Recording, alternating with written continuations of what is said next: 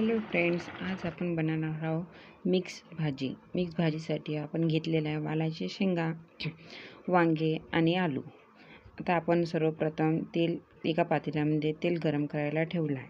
तोपर्यंत आपण तेल गरम होईपर्यंत आपण आपला कांदा काटून घेऊया. कांदा काटून झालेला आहे. आता ते गरम तेलसुद्धा झालं.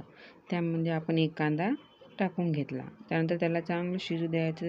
त्यानंतर तो थोडासा लालसर झाला की त्यामध्ये आपण अद्रक लसूणचा पेस्ट टाकूया. अद्रक लसूणचा पेस्ट आपला आणि कांदा शिजत आहे तोपर्यंत आपण आपले टमाटर काटून घेऊया. 3 छोटे टमाटर आहे, त्याच्यामुळे मी 4 टमाटर घेतलेले आहे. आणि आता टमाटर कट झाल्यानंतर ते सुद्धा मी त्याच्यामध्ये ॲड केलेलं आहे, कारण की आपला मसाला अद्रक लसूणचा शिजलेला आहे. आता त्यामध्ये आपण टमाटरसुद्धा टाकून घेतला.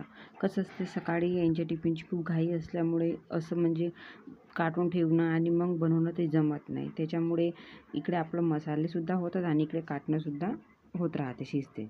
आणि मग त्याच्यानंतर त्याच्यामध्ये गरम मसाला, धनिया पावडर, हळद आणि लाल मिरची पावडर आपण टाकून घेऊया. कसं असते, याच्यामुळे कसं आपलं लवकर पण भाजी बनतो आणि टाईम पण वाचते. त्यामुळे मी असेच सोबतच बनवत असते, काटून मी वेगळं काही ठेवत नाही सेपरेट.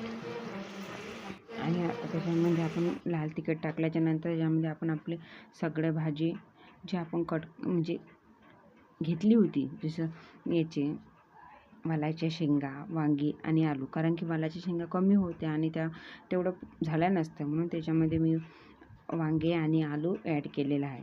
त्याच्यामुळे कसं भाजी पण होऊन जातं आणि खावायलासुद्धा छान लागते.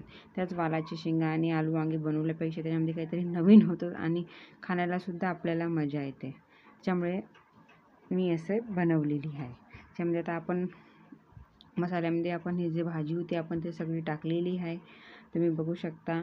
आणि आता आपण याला थोडं 5-10 मिनिट म्हणजे याच्यामध्येच मसाल्यामध्ये आपण याला शिजू देऊया.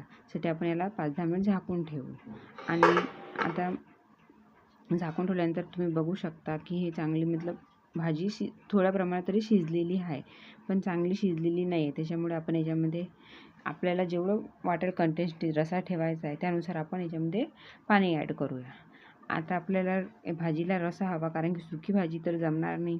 त्याच्यामुळे त्याच्यामध्ये आपण पाणी ॲड करून थोडं 10-15 मिनिट शिजून देऊया. त्यासाठी आपण यामध्ये पाणी ॲड करू.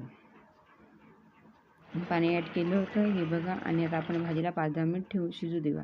तोपर्यंत आपल्या इकडे चहासुद्धा झालेला आहे, कारण की यांची ऑफिसमध्ये जाण्याची गडबड आहे. त्याच्यामुळे आपल्याला सगळं फास्ट करावं लागतं.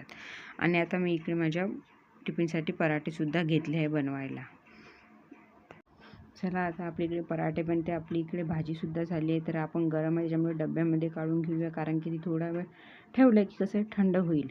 मग ती जर गरम असली तर डब्बा लागत नाही आणि कसं ती वाफ वरती येतो. त्याच्यामुळे थोडं डब्यामध्ये काढून घेतली की भाजी लवकर थंडी होते थोडी, मग आपल्याला टिफिन पॅक करायला बरं होते. हे बघू शकता तुम्ही, इकडे मी यांचा टिफिन पॅक केलेला आहे, कारण की आता त्याला ऑफिसमध्ये जायचं आहे. मग ते त्याचे ऑफिसमध्ये निघाले तोपर्यंत आपण आपल्यासाठी सुद्धा जेवण करून घेऊन ये नाश्ता.